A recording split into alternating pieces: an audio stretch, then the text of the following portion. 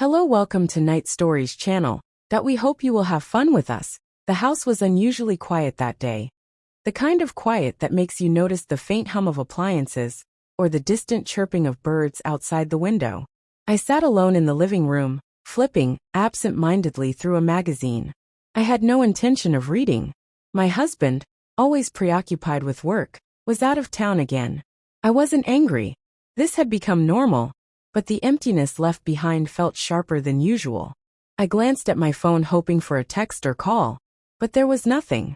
The silence was a reminder of how predictable my life had become, how routine had wrapped itself around me like an invisible cage. I loved my husband, or at least I told myself I did. But something had shifted over the years. Passion had faded into comfort, and comfort had slowly turned into complacency. The sound of a car door slamming pulled me out of my thoughts. I peeked out the window to see my nephew Adam walking toward the house. He was my husband's younger brother's son, though he felt more like a distant cousin to me given our minimal age difference. Adam was in his early 20s, confident, and carried a charisma that seemed to draw people in without effort. I opened the door before he could knock. "Hey, Adam, what brings you here?" I asked, masking my surprise with a smile. His grinned uncle told me to pick up some documents he left. "Hope. It's not a bad time, not at all," I said, stepping aside as he walked in.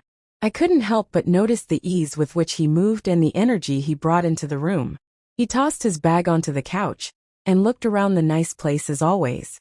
"You've got good taste, Aunt." I chuckled, brushing off the compliment flattery. "Won't get you out of trouble." "What documents are you looking for?" A shrug. "Something about property papers." "I'll check his study." As Adam made his way to the study, I realized how different he was from my husband.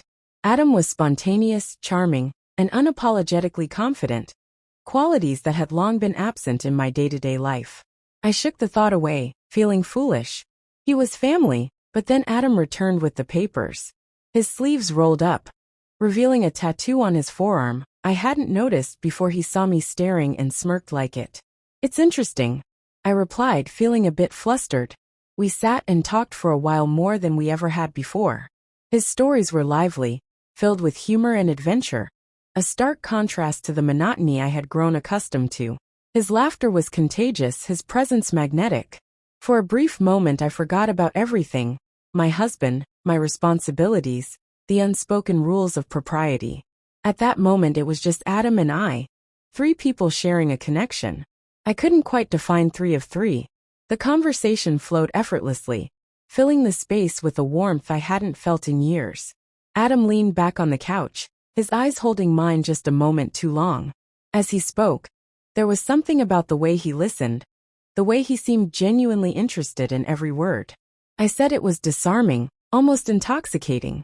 At one point he reached for the glass of water I had placed on the coffee table, and our hands accidentally brushed. The contact was brief, but it lingered in my mind. I pulled back instinctively, laughing it off, but I could feel the heat rising in my cheeks.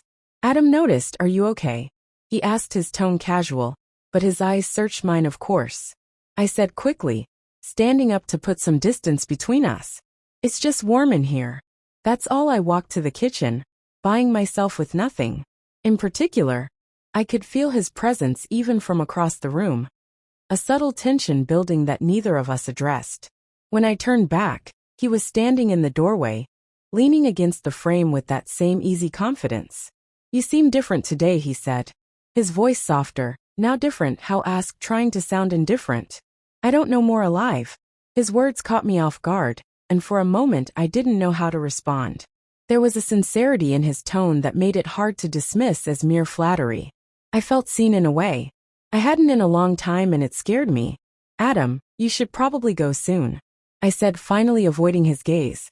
"Why?" he asked, taking a step closer. "Am I making you uncomfortable?" "No, it's not that," I said quickly. Just what?" He pressed his eyes, locking onto mine. I didn't have an answer, or maybe I did, but I couldn't bring myself to say it. The air between us felt charged, heavy, with unspoken words and unacknowledged feelings. He was standing close, now too close, and I could feel my resolve slipping. "This isn't right," I whispered, more to myself than to him. "I know," he said, his voice low and steady, But it doesn't feel wrong, does it? I looked up at him, my heart pounding in my ***T for a moment. The rest of the world faded away. It was just us suspended in a moment that felt both impossible and inevitable. He reached out his hand brushing against mine, and I didn't pull away. The room seemed to shrink around us, the distance between us disappearing as if it had never existed. My mind screamed at me to stop, to step back to think of the consequences. But I didn't move, couldn't. Just as the tension reached its peak, the sound of the front door opening shattered the moment my heart leaped into my throat as Adam and I sprang apart, both of us turning toward the sound. My nephew Jacob stood in the doorway, his expression a mix of awful confusion and suspicion. "Hey," Jacob said slowly, his eyes darting between us. "Am I interrupting something?" "No, of course not," I said, forcing a laugh that felt hollow even to me. Adam was just about to leave. Adam, to his credit, played it cool. "Yeah, I was just grabbing some papers for Uncle. I didn't expect to run into you though," he said, addressing Jacob with a casual grin. Jacob raised an eyebrow, clearly not buying the nonchalance. "Oh well, I guess it's good timing." Then Uncle asked me to swing by and pick up the same papers. My stomach churned as I realized the excuse Adam had used to come here was now exposed. Jacob's presence was a stark reminder of the line I had nearly crossed, and the shame hit me like a tide. "I think there's been a misunderstanding," I said quickly, desperate to regain control of the situation. "Adam already has the documents. You don't need to be here." Jacob didn't move, his eyes narrowing slightly funny. "He didn't mention you'd be here." "Adam, guess it slipped your mind." Adam shrugged, his easy demeanor still intact. "I didn't think it mattered and I were just catching up, nothing more." The words hung in the air, innocuous on the surface but loaded with subtext. Jacob seemed to sense it, his gaze lingering on me for a moment longer than was comfortable. "Well, I'll let you three catch up," Jacob said. Finally, his tone clipped as he turned and walked back out the door, leaving it slightly ajar behind him. The silence that followed was deafening. Adam looked at me, his expression unreadable. Don't forget to subscribe to the channel, like, and leave a comment. If you enjoyed this story,